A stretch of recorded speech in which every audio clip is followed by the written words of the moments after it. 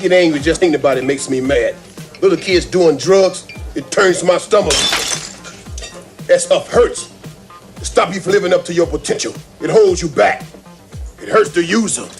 It hurts his family. And it hurts his friends. I just want to shake some sense into you kids that are using drugs and thinking about using. So remember, don't, or else. You gotta do it yourself. You got everything inside of you. Have faith in yourself. Your dreams will come true. Just say no. No. Just say no. Just say no. No. Just say no. Just say no. No. Ooh, yeah. Just say no. No. Just say no. Just say no. Just say no to drugs. Just say no. Just say no to drugs. After being dragged for spending $210,000 on White House china during a time of economic recession in 1981, First Lady Nancy Reagan found a cause to champion: preventing children from using drugs. Say yes to your life. And when it comes to drugs and alcohol, just say no. By August 1985, she had appeared on 23 talk shows discussing Just Say No. Nancy also appeared as herself on Different Strokes. Over 5,000 clubs were founded in schools and youth organizations across the world. During the war on drugs, the amount of money spent on prohibiting the use of drugs via personal responsibility, aka telling kids to just say no, rose from $843 million in 1982 to $1.5 billion in 1986. It's a good pot for you. No. Cocaine? No thanks. Yo, my man, you want some lewds? No way. If someone offers you drugs, instead of saying something you really don't mean, just say, No. Got some centennial for you. No. No. no big production number. Just say, No. You'd be surprised how well it works. No.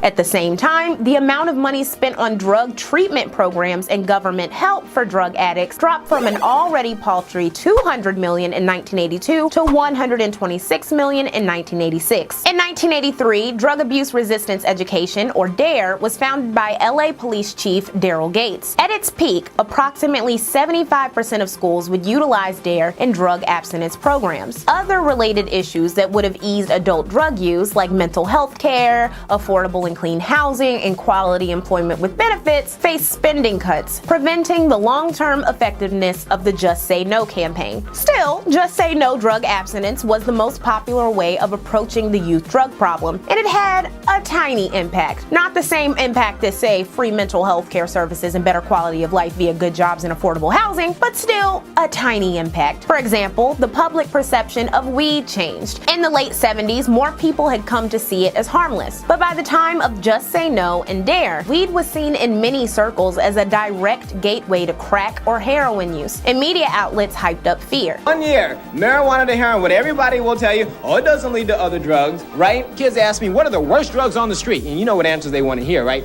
That's crack. It's PCP, turn your brain to applesauce. I say marijuana. In 1978, a survey found that only 35% of high school seniors saw weed as dangerous. Parents and teenagers are being warned that smoking marijuana is now more dangerous than it used to be back in the early 1970s, but the officials are aiming their warning at parents of teens who may have smoked marijuana when the drug was less powerful than it is now. 40-year user of marijuana will testify that pot has become more potent.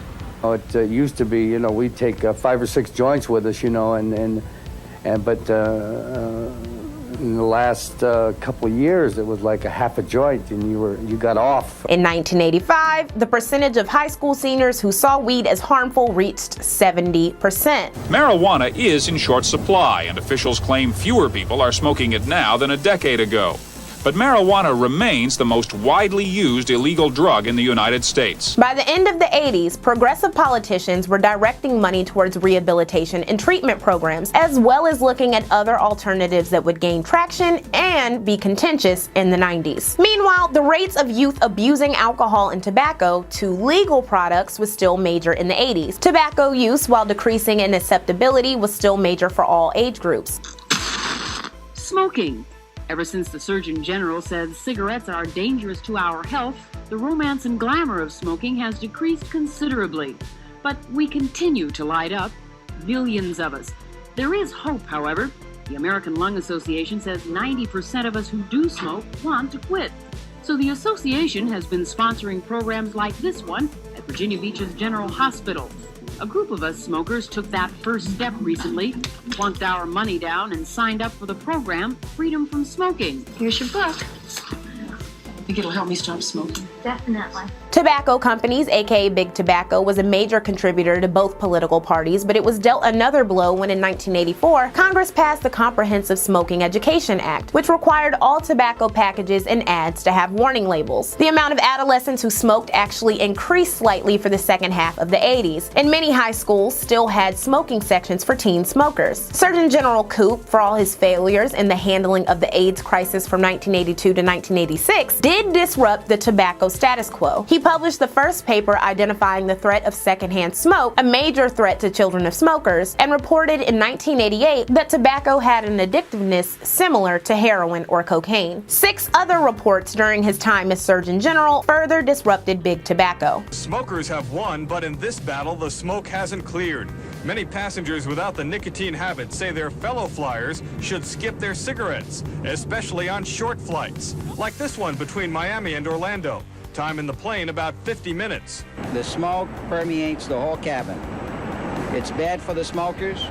It's bad for the non-smokers. It's even worse for the non-smokers because they are bothered by somebody else's bad habit. Some restrictions were put on smoking on flights in 1988 and 1990, mainly domestic flights and on flights under 2 hours and later 6, but a total ban was still over a decade away. It's weird thinking about what was permitted in the 80s, right? Speaking of, until 1984, various states allowed youth under 21 to drink alcohol, because between 1970 and 1975, 29 states had lowered their minimum drinking ages. In Hawaii, Louisiana, and Vermont, anyone over 18 could enjoy alcoholic beverages. In Alabama, Florida, Georgia, Idaho, Iowa, Minnesota, Montana, New York, Texas, Wisconsin, and Wyoming, 19-year-olds had the privilege of drinking. Reports would later find that states who lowered the drinking age had a 15 to 20% increase in alcohol-related teen car crashes. This would all change thanks in part to a woman named Candy Lightner. On May 3rd, 1980, Lightner's 13-year-old daughter Carrie was killed by a drunk driver in Fair Oaks, California. There were 27,000 alcohol-related traffic fatalities in 1980,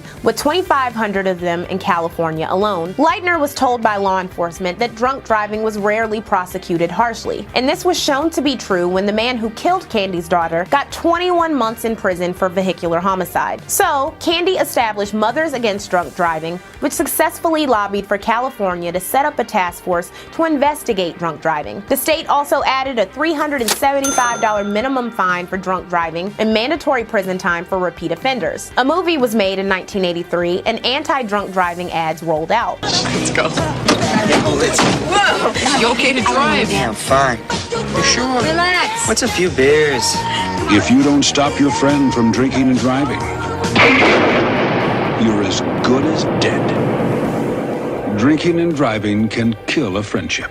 Reagan asked Lightner to serve on the National Commission for Drunk Driving, which in turn recommended in its report that there should be a higher drinking age. So, Reagan signed a law reducing the amount of federal highway money given to any state that failed to raise its drinking age. All 50 states would have a minimum 21 drinking age law pending by 1985, the same year that MAD had 320 chapters and 600,000 members. The amount of teen-related drinking incidents would decrease, the concept of the designated driver would emerge, and MAD went on to lobby lowering the nation's legal blood alcohol content from 0.1% to 0.08%, as deaths from drunk driving actually increased in 1986. While teen alcohol use and young adult binge drinking would drop slightly, alcohol use would continue to be more prevalent than illegal drug use and the cause of more deaths throughout the 80s and beyond.